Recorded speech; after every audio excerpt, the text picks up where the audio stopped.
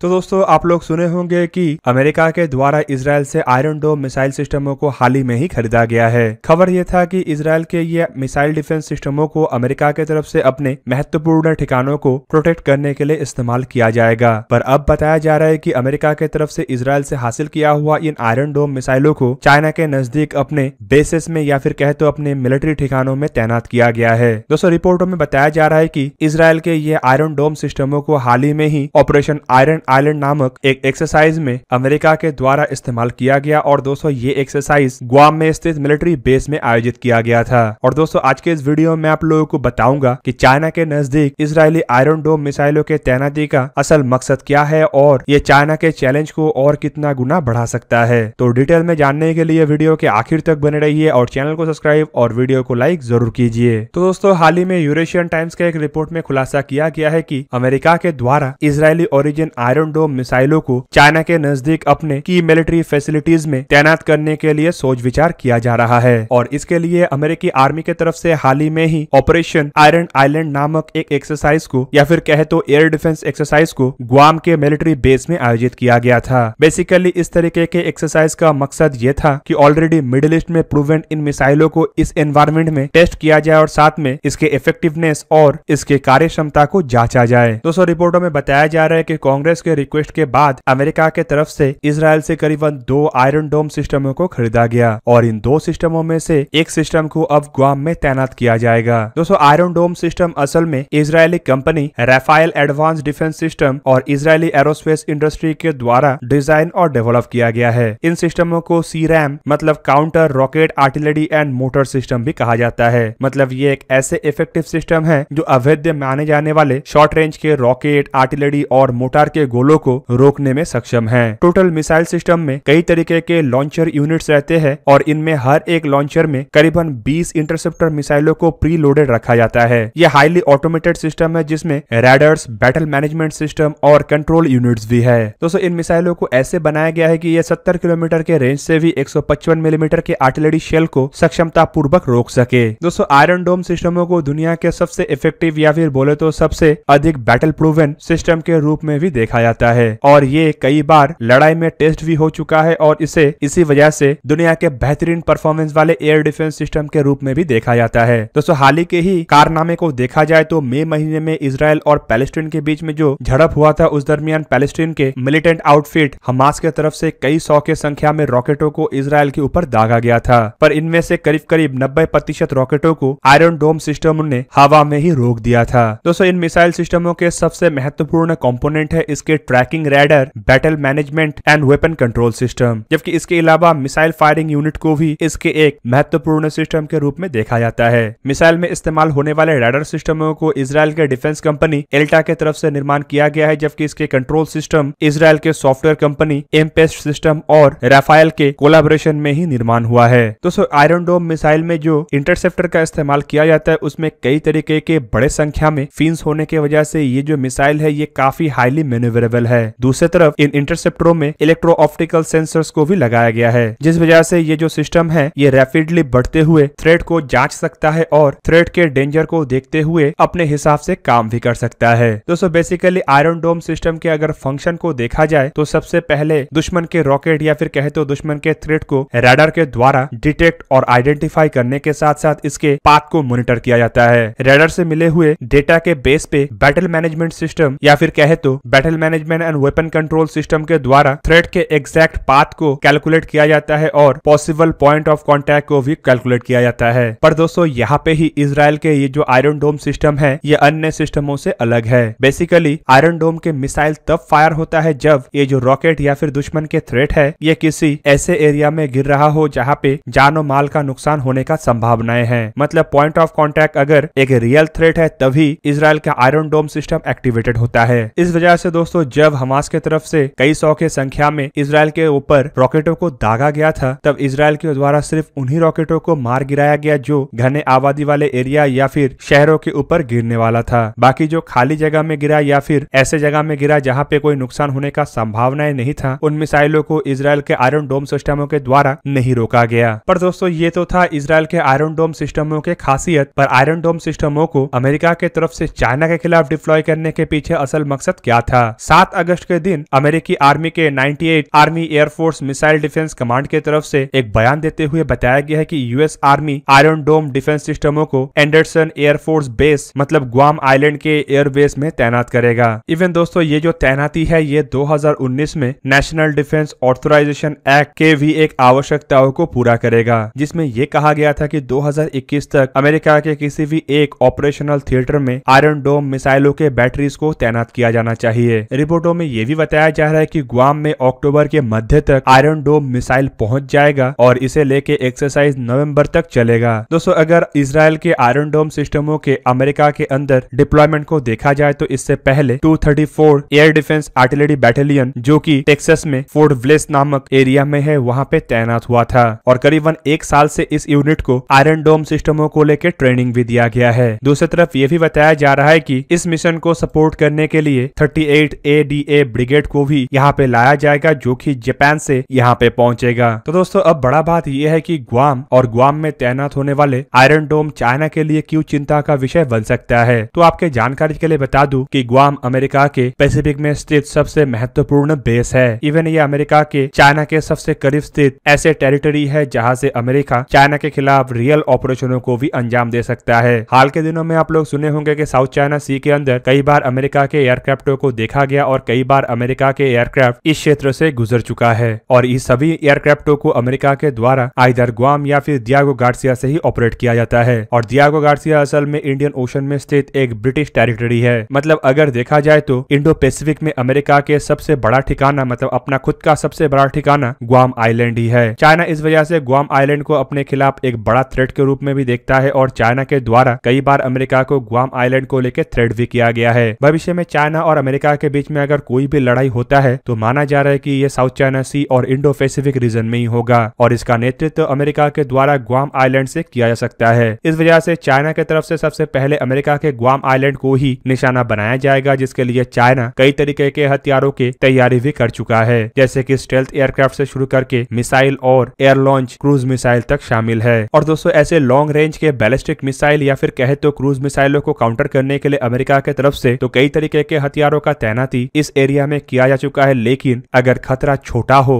या फिर कहे कि चाइना इस तरीके के एयर डिफेंस सिस्टमों को देखते हुए छुपके से करीब आके हमला करने का प्लान बनाता है तो ऐसे छोटे रेंज के या फिर कहे तो छोटे हथियारों को रोकने के लिए सक्षम कोई हथियार का होना यहाँ पे आवश्यक है। दोस्तों मतलब मेरा यहाँ पे ये कहना है कि अगर चाइना के तरफ से समुद्री क्षेत्र के काफी करीब आके जहाज से आर्टिलरी बॉम्बार्डमेंट किया जाता है या फिर रॉकेट आर्टिलरियों को बरसाया जाता है ताकि एयर बेसेस को डैमेज किया जा सके और अमेरिकी एयर डिफेंस के कार्य क्षमता से भी बाहर रहे। दोस्तों ऐसे में जो आयरन डोम सिस्टम है ये छोटे आकार के हथियार जैसे कि नेवल आर्टिलरियों के शेलिंग और रॉकेट आर्टिलरियों से भी बेस को प्रोटेक्ट कर सकता है। दूसरी तरफ अगर चाइना के द्वारा एयरक्राफ्टों से बॉम्बिंग किया जाता है तो ये भी रोकने में आयरन डोम सक्षम है। ऐसे में आयरन डोम चाइना के जो ग्वाम के ऊपर हमले के मंसूबे है उसे ध्वस्त करने के पीछे एक बड़ा हथियार बन सकता है। दूसरी तरफ दोस्तों इस तरीके के हथियारों के तैनाती जहाँ पे अमेरिका के एयरफोर्स और एयरफोर्स बेसिस को मजबूत करेगा तो वहीं पे चाइना को कमजोर से कमजोर तरीन करेगा। दोस्तों इसका इम्पैक्ट खाली ताकत के ऊपर नहीं होगा बल्कि मानसिक रूप में भी चाइना के ऊपर काफी घातक होगा। दोस्तों एक तरफ जहाँ पे एक रियल लड़ाई का खतरा है तो वहीं पे चाइना और अमेरिका के बीच में एक छद्म युद्ध भी चल रहा है और इस तरीके के युद्ध को कोल्ड वॉर भी कहा जाता है, जहाँ पे एक देश दूसरे देश के खिलाफ अपने टेक्नोलॉजिकल बढ़ोतरी को भी दर्शाता है और दूसरे देश को इससे भयभीत करके रखता है। और दोस्तों इस मामले में अब तक अमेरिका का ही पलड़ा भारी है और अमेरिका ही एक के बाद एक बड़े हथियारों को लाके अपना पलड़े को इतना भारी करता जा रहा है कि अब चाइना अपने खुद के वजन के नीचे ही धंस जाए। तो दोस्तों ये था आज का वीडियो। अगर आपको वीडियो अच्छा लगा तो लाइक कीजिए और मेरे चैनल को सब्सक्राइब कीजिए और साथ में बना हुआ बेल आइकन को भी प्रेस कर दीजिए ताकि आप मेरा वीडियो देख पाए सबसे पहले। जय हिंद।